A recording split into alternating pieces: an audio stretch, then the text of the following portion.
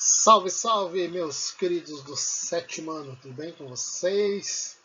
Então, nós vamos começar um estudo agora que eu gosto muito, muito mesmo, que é sobre a Reforma Protestante. Então, vamos lá? Coloquei ali a imagem daquele que representa, né, muito a Reforma Protestante, que é o Martinho Lutero. E vamos aproveitar para fazer uma reflexão. Por que a importância da teologia, né, do estudo da Bíblia, da palavra? Podemos pegar esse exemplo que aconteceu aí com Lutero, que ao observar as escrituras, ele viu que a igreja, né, em um determinado momento tinha saído um pouquinho aqui, ó. Estão vendo a minha mão aqui? Ela saiu um pouquinho assim daquilo que era correto, que era o ensino bíblico, só que com o passar do tempo foi se distanciando em muito a palavra de Deus. E quando ele buscou, retomou a palavra, viu que a igreja estava numa direção bem perigosa, bem complicada. E foi digamos que, uma tentativa de repor, né, a igreja nos trilhos. Né? E nós vamos observar isso como a reforma protestante foi importante. Ok? Então vamos lá? Vem comigo! Então, para dar início aí à reforma protestante, a gente, claro, tem que observar como estava a igreja, a única igreja cristã da época, que era a igreja católica, no início da Idade Moderna. Vários acontecimentos, mudanças acontecendo. A gente tem, então, a igreja católica com seu apogeu ali no período medieval. No início do século XVI, a instituição católica era uma das mais importantes do mundo ocidental. O Papa ele era considerado o rei dos reis, porque muitos assuntos, decisões, né, os reis precisavam, né, do aval do Papa.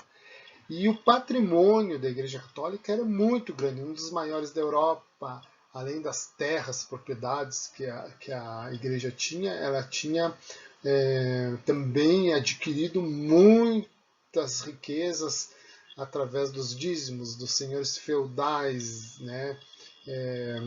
Tinha muita obra de arte, muito ouro, muitas pedras preciosas. E aí temos, né, o exemplo da Basílica de São Pedro construída. Então, um potencial enorme em questões, né, tanto do poder político como do poder é, econômico financeiro.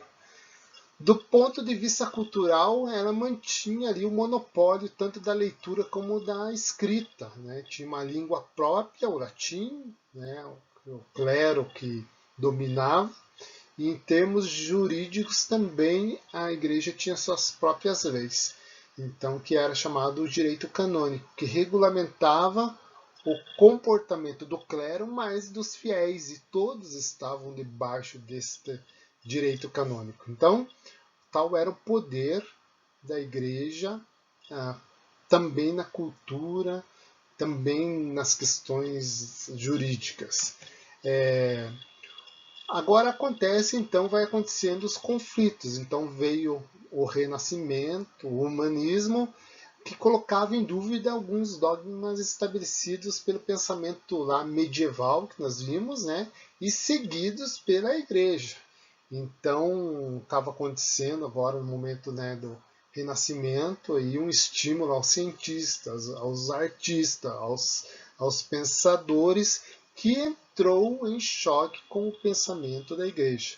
A invenção da imprensa, né, ela veio então a difundir essas ideias num âmbito maior, onde não era só os pensadores que tinham acesso a essas informações, mas a população também tinha acesso. Em meio a toda essa inquietação, né, muitos membros do clero, né, eles se preocupavam somente com a manutenção dos seus privilégios e deixavam assim em segundo plano o cuidado e a necessidade com os fiéis. Essa, digamos, era o panorama da Igreja Católica.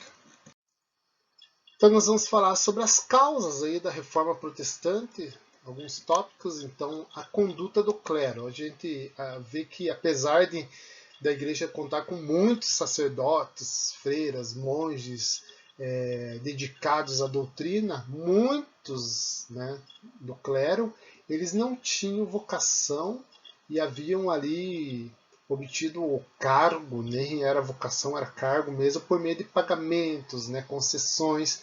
Eles desconheciam a própria doutrina da Igreja, então eles demonstravam assim um enorme despreparo para exercer as funções, desrespeitavam o voto de castidade, abandonavam a regra do celibato, apareciam vários padres com várias famílias, filhos, né? O próprio papado foi alvo de críticas porque ele estava mais, diziam, né, que estava mais preocupado com o poder político do que com a própria Igreja. Também nós temos as indulgências e relíquias, né? Então era comum a prática aí de venda de indulgências e a veneração das relíquias, chamada simonia. O que eram as indulgências? As indulgências eram o perdão do pecado, tanto para vivos como para mortos, concedidas por cartas aí vendidas aos fiéis. Então, a princípio as indulgências eram concedidas como recompensa às boas obras, mas com o tempo, né, os papas, principalmente os papas renascentistas, foram iniciando a prática da venda das indulgências e eram vendidos até por bancos aí que comercializavam as indulgências. O que era, né? Você tem pecado ou vai pecar, você pode pagar ali o perdão dos teus pecados ou até mesmo do pecado, né, que você sabe que um parente teu, um familiar teu já tinha morrido e tinha cometido aquele pecado. A simonia, então, ela tem a ver, essa palavra, com Simão, o mago, lá, né, na Bíblia, onde ele queria comprar o poder ali de fazer milagres de Pedro e de João. Então tornou-se uma prática de comércio de relíquias, e relíquias falsas. O pedaço de cruz de Cristo, a cabeça de João Batista, o vento que Elias soprou, ou que soprou para Elias, o ovo e a pena do Espírito Santo, já que ele veio em forma de pomba, coisas absurdas o pessoal estava vendendo, a igreja estava vendendo. Então aí as vendas na praça pública, o confronto entre reis e papas, né, havia sempre interesse, no caso lá, por exemplo, da Espanha, né, aí a unidade da igreja com os reis, com a rainha Isabel, era para a expulsão dos muçulmanos, mas em muitos casos, né, os reis achavam ali, os papas, que se intrometiam em questões nacionais e também o interesse pelas terras que a igreja tinha demais, né, e né, os reis queriam aquele domínio sobre suas terras nos seus reinos, né. E também a doutrina do justo preço e o desenvolvimento do espírito crítico, que era que existia um certo atrito entre o ideal católico defendido pela igreja sobre o enriquecimento da burguesia, onde a igreja adotava, né, a doutrina do justo preço, que dizia que o lucro era imoral, né, que o preço deveria ser só para a pessoa se manter e não o lucro, né. Então entrou em choque com a burguesia e também a usura, que era, né, o uso, né, ou a cobrança de juros por empréstimos que a igreja considerava pecado. Então esse choque aí com a igreja em relação à burguesia, em relação aos reis, em relação, né, ao próprio povo, dessa cobrança de indulgências, né, a conduta do clero, tudo isso aí, algumas causas da Reforma Protestante. Agora o início então da Reforma, né? Desde o século XII falava-se, né, que a igreja precisava passar por mudanças internas, né, na forma política, forma de administração. Então vários movimentos tentaram essas mudanças. Alguns foram considerados movimentos heréticos, né, e que foram os seus líderes condenados aí a torturas ou à morte, né, pelo Tribunal da Santa Inquisição. Outros, né, foram absolvidos pela Igreja, como o caso aí do movimento dos monges, que se tornaram então os franciscanos, que tem até hoje, né, que pregavam ali ideal de pobreza, de humildade, né, inteira dedicação aos assuntos da igreja. Então, já acontecia vários movimentos aí de reforma, né, acontecendo desde o século XII. Somente no século XVI, então, o movimento reformista atingiu proporções assim, consideráveis, né, e ganhou corpo. E a primeira reforma que nós temos é na Alemanha. Então, Martinho Lutero, né, aquele da figura primeira lá, ele foi um monge agostiniano, então era um monge católico, com grande conhecimento das escrituras e percebeu que muitas práticas que a Igreja Católica estava ali usando, praticando, né, se distanciavam do princípio do cristianismo. Então, tem duas histórias aí. Uma que possivelmente Martinho Lutero foi até Roma e ficou assim chocado, impactado com o comércio nas ruas de Roma. E outra versão é que em 1517, né, um frade dominicano foi até a cidade lá de Lutero, a Wittenberg. Então esse frade chamado Tetzel, ele foi vendendo indulgências com a permissão do Papa da época, o Papa Leão X. E quando Lutero viu isso, ele ficou indignado, né, e ele foi lá para as escrituras, né, e puxou lá 95 teses contra as indulgências, principalmente, posicionando-se então contra essas práticas da igreja. No dia 31 de outubro então, de 1517, Lutero foi lá na porta de Wittenberg, na porta da igreja, e pregou lá aquela primeira figura que nós temos aí de fundo, né, ele pregando aí as 95 teses. Então ele desenvolveu a doutrina da salvação pela fé, que o homem só se torna merecedor da bondade divina por meio da sua submissão a Deus. Né, os rituais, jejum ali, né, peregrinações, os sacramentos, eles nada valem para a questão de salvação. Então, também a questão da intercessão ou do poder dos padres sobre as pessoas, elas não têm efeito na redenção dos homens. Em todo homem é sacerdote direto a Deus. Então, ele bateu ali de frente com a estrutura básica da Igreja Católica. Lutero, ele não desprezava totalmente, né, as obras, né, não é isso que não precisa então ter fé e acabou, não, né, mas elas deveriam ser um sinal da graça de Deus e não um fator de salvação. Então a pessoa que conhece a Deus, ela vai fazer boas obras, mas, né, como um sinal da redenção, da salvação em Deus. Para a salvação somente mediante a fé. Essa é a base, né, da reforma luterana. Então Lutero, ele se dispõe ao debate, né? Ele criou, né, fundamentou ali suas teses, mas ele não queria um rompimento. Então ele enviou, né, essas teses ao Papa, queria o debate, né, e ele não queria o rompimento com a Igreja. Então temos aí agora o início da reforma, né, o rompimento aí, a ruptura dessa unidade, Igreja única, né, que se rompe. Então muitas pessoas apoiaram, né, e houve manifestações de entusiasmo. Lutero, ele foi saudado aí como um enviado de Deus, da parte de Deus, para romper com o poder da Igreja.